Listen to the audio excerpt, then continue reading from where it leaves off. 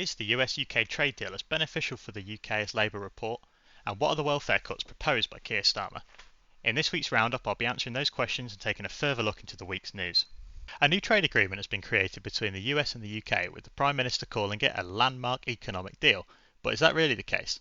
The deal is intended to ease tariffs imposed by the US, and we can see that tariffs on US products into the UK has been reduced, while the tariff on UK products into the US has remained at 10%, potentially forcing British businesses to increase prices on goods to keep profit margins at current levels, meaning they could face a competitive disadvantage compared to American companies producing the same goods domestically. So what exactly has been targeted with the deal? Well, tariffs on cars, steel, aluminium, beef, ethanol, aerospace engines and parts, and pharmaceuticals will either be reduced or removed. However, it's important to note that this deal does not affect the new US tariff on foreign-made films, which remains at 100%.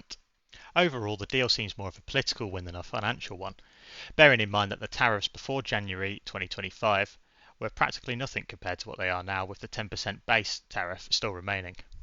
With small gains being made in specific industries and a promise of a more streamlined customs procedures, it really isn't much to write home about. The FTSE 100 has reacted as such with a small points gain after the deal was announced, but we hope this opens the door to more negotiations with the US in the future.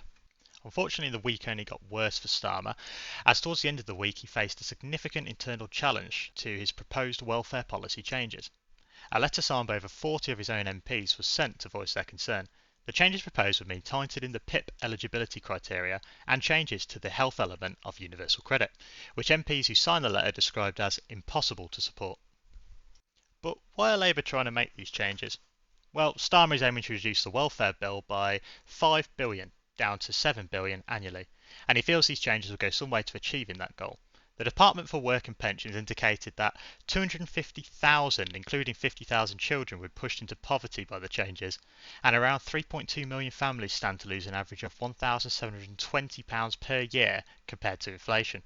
Staying in Parliament, the following bills were put into scrutiny this week: the Data Bill, aimed at reforming the UK's data and digital regulatory framework, the Crime and Policing Bill, and the Employment Rights Bill.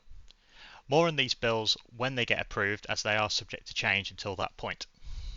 And finally, Starmer's speech at the London Defence Conference reaffirmed his position on getting the UK into a position of war-fighting readiness. With the constant threat of Russia from the east, he sees this as a priority for the country at this moment. That's all for now. I'll be doing a spotlight video on the US-UK trade deal to go through some of the specifics and give my opinion on whether it's a good deal or a bad deal. But if there's anything else you want me to cover, feel free to comment below and subscribe for regular updates. Please also follow my Instagram and Threads account for more regular updates on the UK political landscape. Thanks for watching, and I'll see you next time.